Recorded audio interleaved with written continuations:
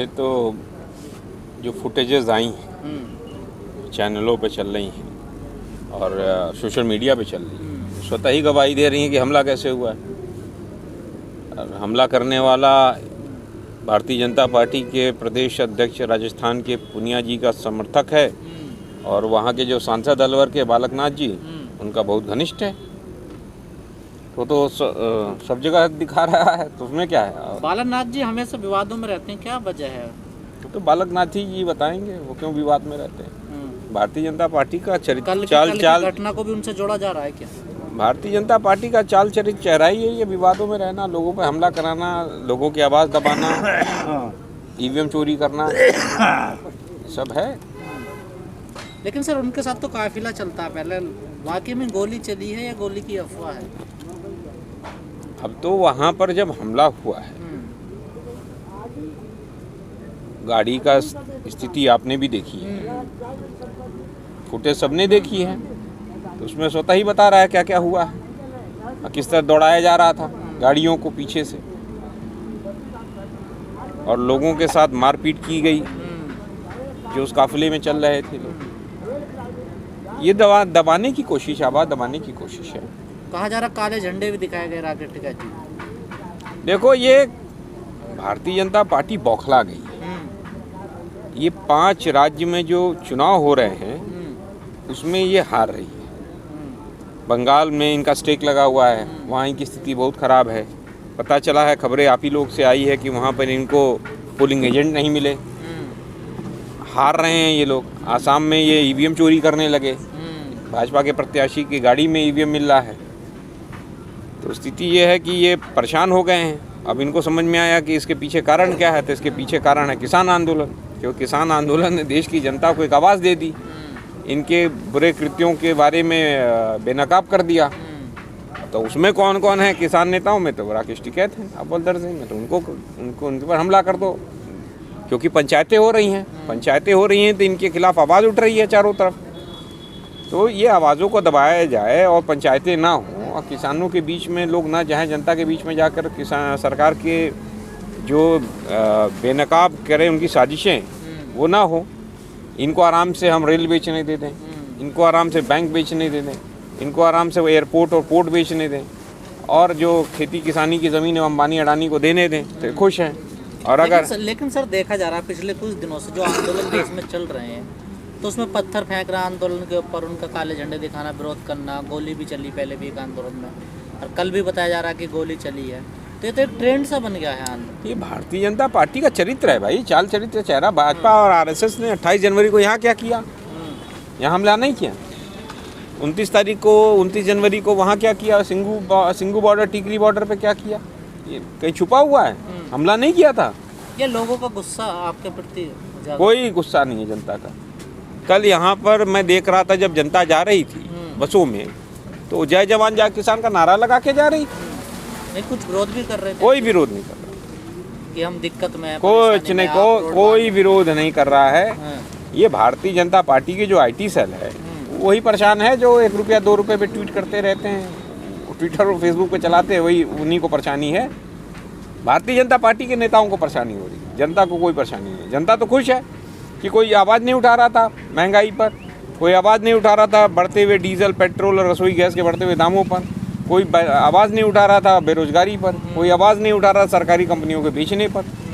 तो ये किसान आंदोलन इनको आवाज़ दे रहा है। नए कृषि कानूनों की खिलाफत तो कर ही रहा है, MSP गारंटी कानून मांग ही रहा है।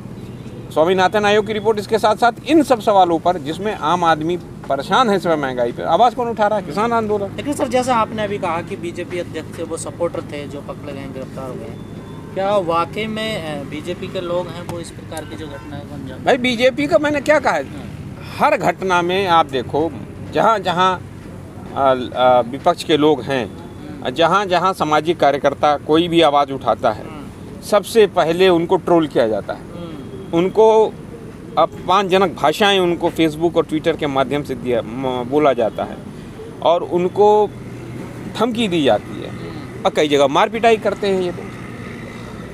ये भारतीय जनता पार्टी के लोगों का ये चाल चरित्र चेहरा है। आप नहीं समझ रहे हो?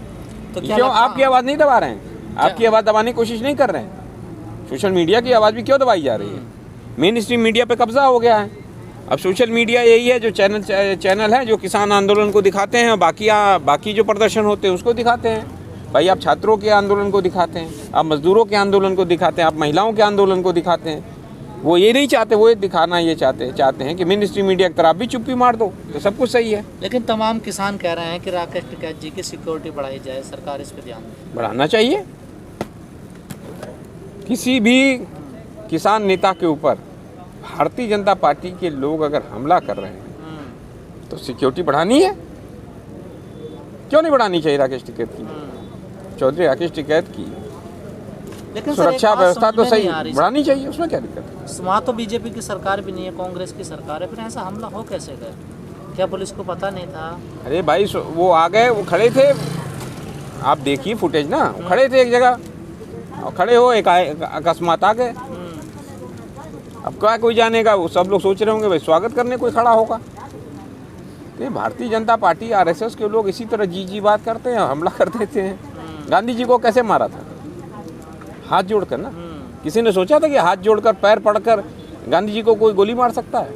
तो आरएसएस की वो भूमिका रही है। तो इन घटनाओं से कैसे बचा जाएगा सर? क्योंकि अभी पीछे पत्थर भी फेंके गए थे यहाँ बॉर्डर पर। भाई सजग रहेंगे हम लोग, और क्या सजग हैं हम लोग तो अहिंसात्मक आदमी हैं। हमला जैसा होगा हाथ हमारा नहीं उठेगा। अहिंसात्मक आंदोलन चलेगा हमारा। या कोई किसान रणनीति बना रहे हैं आगे? भाई देखो हम अहिंसात्मक आदमी, अब काम करना हमारे अंदर लोग हैं, वो अपनी वॉलंटियर्स यहाँ पर अपना देख रहे हैं, वो अलग विषय है। लेकिन सुरक्षा देना, आंदोलन को सुरक्षा देने का काम बाहरी रूप से अवांछित लोगों को रोकने का काम सरकारी तंत्र का, पुलिस का है। पुलिस का काम लाठी बजाना थोड़ी है किसानों के ऊपर। लेकिन जो कल अपील की थी आप लोगों ने प्रशासन से, क्या उस पर कोई अमल हुआ अभी तक? अब देखते हैं, बातचीत हम लोगों ने अपनी मांग कर दी है। अब सरकार उस पर रिव्यू करेगी, प्रशासन रिव्यू करेगा, अपना बताएगा, वो तो प्रशासन का काम है। लेकिन 4 महीनों से आंदोलन चल रहा है, ऐसी घटना सामने अचानक से ऐसी घटना सामने आ जाती 4 महीने में। अरे भाई ये घटनाएं अचानक नहीं हो रही, ये घटनाएं ये लगातार चल रही हैं, प्लान की हुई है सर। क्या आपको नहीं लगता जब आंदोलन चला पंजाब से तो खालिस्तानियों का आंदोलन कहा गया, तो ये भी तो एक रूप से हमला ही है। जब ये हरियाणा आया तो ये नक्सलियों का आंदोलन हो गया। जब वो दिल्ली के बॉर्डर पे आया तो चाइनीज़ एजेंट और पाकिस्तानी एजेंटों का हमला हो गया, वो हो गया क्या नाम है, आंदोलन हो गया। तो ये हमला नहीं है, तो मौखिक हमला करना और एक शारीरिक हमला करना बराबरी तो है। हमले तो तभी से कर रहे हैं ये लोग, क्या दिक्कत है? पहले लोनी से जो विधायक हैं वो आए थे, अब ये एक घटना हो गई है। कई बार कहा गया कि पीछे से पत्थर भी आ रहे हैं। भारतीय जनता पार्टी के लोग बौखला गए हैं। वो ये सोच रहे यार ये बैठे हुए किसान हैं, यहाँ बैठे हुए हैं और लोग हम लोग का विरोध कर रहे हैं चारों तरफ, तब ये डर गए। ऐसी घटनाओं से आंदोलन कमजोर होगा? कमजोर क्यों होगा? आंदोलन तो मजबूत होता है। ये ऐसा आंदोलन है जिसके खिलाफ सरकार रोज साजिश करती है और आंदोलन रोज मजबूत बन के उभरता है। इसलिए सर आपने अभी कहा कि पश्चिम बंगाल या असम में हारने की बौखलाहट है सरकार, पर मोदी जी तो कह रहे हैं कि हम जीत रहे हैं। ममता की बातों से लग रहा है मोदी जी तो इस देश के अंदर क्या क्या बोल सकते हैं। वो तो कह रहे थे कि वो बांग्लादेश की आज़ादी में जेल गए थे, अब किसने जेल भेजा? हिंदुस्तान के अंदर तो कोई जेल नहीं गया था। अब उस समय के लोगों ने आरटीआई लगाई, आरटीआई का जवाब नहीं आया। अब हिंदुस्तान के अंदर वो बोलते थे ये सब बातें, अब वो जाके बांग्लादेश में बोलने लगे। तो मोदी जी की बातों का कोई ध्यान उन देता नहीं। उन्होंने तो ये भी कहा कि ऐसी अफवाहें चल रही हैं कि ममता जी कहीं दूसरे से पर्चा भर रही हैं। वो ममता जी की पार्टी तो कही है कि मोदी जी के खिलाफ वो बनारस से पर्चा भरेंगी, दूसरी जगह वही हुई बनारस। जो असम में बीजेपी के नेता की गाड़ी में जो ईवीएम पकड़ी गई है, कैसे देखते? चुनाव आयोग ने तो उस पर सफाई दे दी है कि हमारी गाड़ी खराब हो गई थी। इलेक्शन कमीशन में एक चुनाव आयुक्त हुआ करते थे TN शेषन, जिन्होंने बता दिया था देश को कि चुनाव आयोग नाम का एक संस्था है इस देश के अंदर, और ये वर्तमान के चुनाव आयुक्त हैं, जिनके रहते हुए ईवीएम भारतीय जनता पार्टी के प्रत्याशी वर्तमान विधायक की गाड़ी से जा रहा है। गिरावट कहाँ तक आ गई है?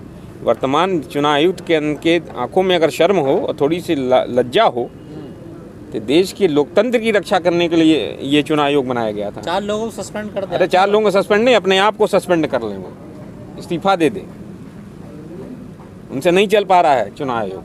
वो भारतीय जनता पार्टी के एजेंट बनकर काम कर रहे कहा हैं। जा रहा बारिश पड़ रही थी, जाम लगा हुआ था बहुत तेज। तो बारिश पड़ रही थी, जाम लगा था, तो वही AS01 वाली गाड़ी मिली थी क्या उनको भारतीय जनता पार्टी के प्रति? और उस EVM की जांच करोगे तो सारा वोट भारतीय जनता पार्टी का होगा। वो कहा जाता था पहले कि EVM बदल दी जाती है, ये तो प्रत्यक्ष दिखा देगा। चुनाव आयोग कह रहा है कि EVM तो सुरक्षित रख ली है अब रख ली होगी, जब जांच में आएगा तब ना पता चले, वो खुलेगा तब पता चलेगा।